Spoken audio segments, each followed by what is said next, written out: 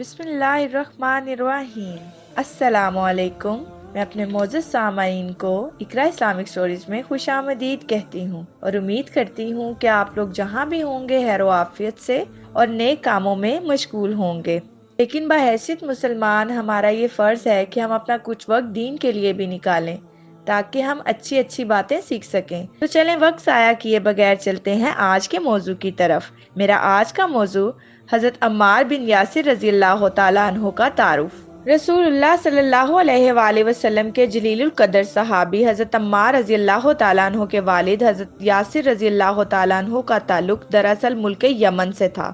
ایک بار وہ کسی کام کے سلسلے میں یمن سے مکہ آئے تھے اور پھر مستقل وہیں رہائش اختیار کر لی تھی، اور پھر رفتہ رفتہ شہر مکہ میں مقامی باشندوں کے ساتھ ان کے تعلقات مستحکم ہوتے چلے گئے، حتیٰ کہ آخر سرداران قریش میں سے کسی نے اپنی کنیز سمیہ کے ساتھ ان کی شادی کرا دی۔ کچھ عرصے کے بعد اللہ نے ان دونوں میاں بیوی کو بیٹا عطا فرمایا جس کا نام انہوں نے عمار رکھا۔ مکہ کے گلی کوچوں میں کھیلتے کودتے عمار نے اپنا بچپن گزارا، اور پھر جب نوجوانی کے مرحلے میں قدم رکھا تو انہی دنوں شہر مکہ آفتاب نبوت کی کرنوں سے جگمگانے لگا تھا۔ رسول اللہ صلی اللہ علیہ وآلہ وسلم نے جب اپنے رب کے حکم کی تعمیل کرتے ہوئے پیغام حق پہنچانے کا سلسلہ شروع فرمایا، بالکل ابتدائی دنوں میں ہی ان تینوں افراد پر مشتمل یہ مختصر سا گھرانہ دعوت حق پر لبیک کہتے ہوئے مسلمان ہو گیا۔ دین اسلام کے ابتدائی دنوں میں مسلمانوں کو جن مصائب و آلام سے گزرنا پڑتا تھا وہی صورتحال ان تینوں کے ساتھ بھی پیش آئی۔ آزمائشوں اور پریشانیوں کے وہی لامتناہی سلسلے ان کے سامنے بھی آ کھڑے ہوئے۔ ہر روز جب سورج بلند ہو جاتا اور دھوپ خوب چمکنے لگتی، اوپر سے سورج آگ برساتا اور نیچے سے دہکتی ہوئی زمین شعلے اگلتی، ایسے میں مشرکین مکہ ان تینوں کو کسی کھلے میدان میں لے جاتے۔ تب بڑے بڑے سرداران قریش نیز شہر کے آوارہ اور اوباش قسم کے نوجوان بھی سب جمع ہو جاتے، اور ہر کوئی خوب جی بھر کر انہیں زد و کوب کرتا، ہر قسم کی اذیت پہنچاتا، تپتے ہوئے سنگریزوں پر انہیں گھسیٹتا ہی چلا جاتا، دہکتے ہوئے انگاروں پر لٹایا جاتا۔ راہگیر وہاں سے گزرتے مگر کوئی کچھ نہ بولتا۔ اکثر رسول اللہ صلی اللہ علیہ وآلہ وسلم کا بھی وہاں سے گزر ہوتا۔ آپ صلی اللہ علیہ وآلہ وسلم اپنی آنکھوں سے یہ دردناک مناظر دیکھتے اور بس تڑپ کر رہ جاتے، لیکن آپ صلی اللہ علیہ وآلہ وسلم کچھ کر نہیں سکتے تھے۔ البتہ اکثر کسی موقع پر آپ صلی اللہ علیہ وسلم یہ الفاظ کہا کرتے، یعنی اے یاسر کے گھرانے والوں، صبر سے کام لو، تمہارے لیے تو یقیناً جنت کا وعدہ ہے۔ یوں وہاں مکہ میں دن گزرتے رہے۔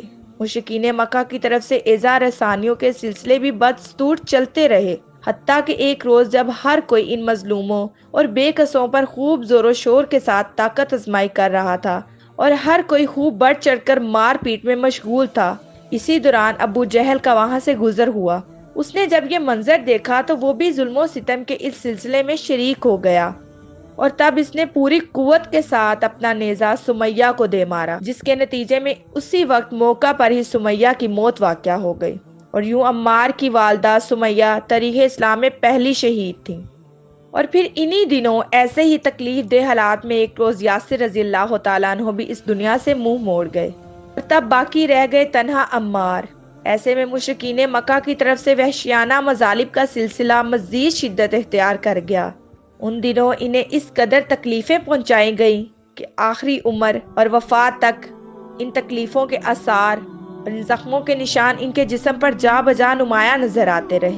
ایک روز جب وحشیانہ مظالم کا یہ سلسلہ جاری تھا، مشرکین مکہ پہلے تو عمار بن یاسر رضی اللہ تعالیٰ عنہ کو تپتی ہوئی ریت پر گھسیٹتے رہے، پھر جلاد صرف لوگ ان کے جسم کے مختلف حصوں کو دہکتے ہوئے انگاروں سے داغتے رہے، اور پھر پانی میں ڈبکیاں لگانے کا سلسلہ شروع کیا۔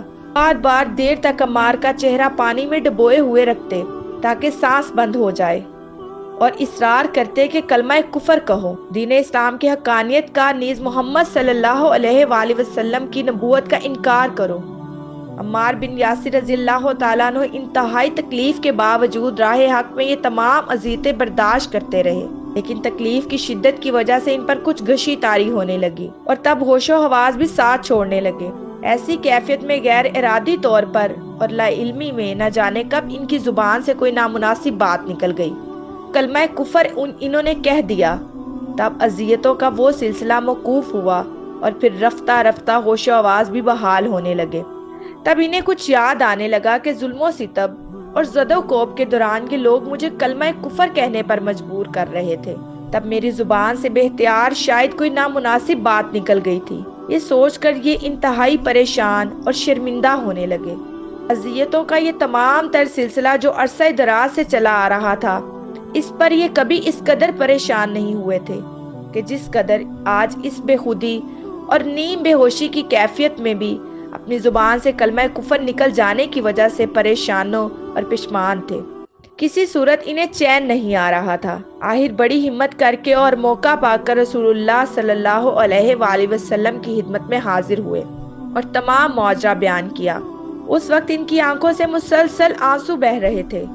آپ صلی اللہ علیہ وآلہ وسلم نے اپنے دستے مبارک سے ان کے بہتے ہوئے آنسو صاف کیے اور انہیں تسلی بھی دی کہ فکر کی بات نہیں، مجبوری میں اور غیر ارادی طور پر اگر کلمہ کفر زبان سے نکل بھی گیا ہو تو اللہ معاف فرمائے گا۔ اور پھر 2-4 روز ہی گزرے تھے کہ قرآن کریم کی یہ آیت نازل ہوئی۔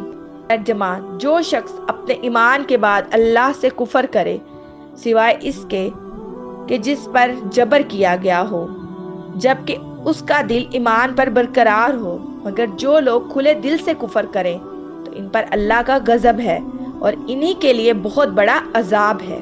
یعنی اس آیت میں اللہ سبحانہ و تعالیٰ کی طرف سے یہ خوشخبری سنا دی گئی کہ جس کسی کو کفر پر مجبور کیا گیا ہو اور اس نے محض اپنی جان بچانے کے لیے کوئی کلمہ کفر اپنی زبان سے کہہ دیا ہو، جبکہ اس کا دل پوری طرح ایمان پر مطمئن اور برقرار ہو، تو ایسا کرنے کی وجہ سے وہ کافر نہیں ہو جائے گا۔ یہ آیت نازل ہونے کے بعد حضرت عمار بن یاسر رضی اللہ تعالیٰ عنہ بہت زیادہ مسرور و مطمئن ہو گئے اور ان کی وہ پریشانی اب جاتی رہی۔ مکی دور میں اسی طرح وقت کا یہ سفر جاری رہا۔ آخر نبوت کے 13ویں سال جب ہجرت مدینہ کا حکم نازل ہوا، تب رسول اللہ صلی اللہ علیہ وآلہ وسلم دیگر تمام اہل ایمان کی طرح حضرت عمار بن یاسر رضی اللہ تعالیٰ عنہ نے بھی مکہ شہر کو الوداع کہا اور مدینہ منورہ جا پہنچے، جہاں ایک نئی اور بدلی ہوئی زندگی کا آغاز ہوا۔ اور پھر جب ہجرت کے بعد محض اگلے سال یعنی سن 2 ہجری سے ہی مشرکین مکہ کی طرف سے مسلمانوں کے خلاف مسلح جاریت کا سلسلہ شروع ہوا، جس کے نتیجے کے طور پر غزوات کی نوبت آئی۔ تب ہمیشہ ہر غزوے کے موقع پر حضرت عمار بن یاسر رضی اللہ تعالیٰ عنہ پیش رہے اور شجاعت و بہادری کے خوب جوہر دکھاتے رہے۔ اسی طرح رسول اللہ صلی اللہ علیہ وآلہ وسلم کی خدمت میں حاضری، علمی استفادہ اور کسب فیض میں بھی یہ ہمیشہ نہایت جذبے، اخلاص اور لگن کے ساتھ مشغول رہے۔ اسی کیفیت میں مدینہ منورہ میں وقت گزرتا رہا، حتیٰ کہ رسول اللہ صلی اللہ علیہ وآلہ وسلم کا مبارک دور گزر گیا۔ آپ صلی اللہ علیہ وآلہ وسلم عمار بن یاسر رضی اللہ تعالیٰ عنہ سے ہمیشہ تا دم آخر انتہائی مسرور و مطمئن رہے۔ تو میرے معزز سامعین، آپ نے سنا کہ حضرت عمار بن یاسر رضی اللہ تعالیٰ عنہ کے گرانہ نے کیسے اللہ کی راہ میں اپنی جان قربان کر دی اور کلمہ حق پر ڈٹے رہے، اور مجھے امید ہے کہ آپ ایسی بہت سی اسلامی واقعات سننا پسند کریں گے۔ تو ہمارے چینل کو ضرور لائک، سبسکرائب اور شیئر کرنا مت بھولیں، اور ساتھ ہی ساتھ بیل آئیکن بٹن کو ضرور دبائیں تاکہ ہر آنے والی نئی ویڈیو کا نوٹیفیکیشن آپ کو آپ کی اسکرین پر ملے۔ شکریہ، اللہ حافظ۔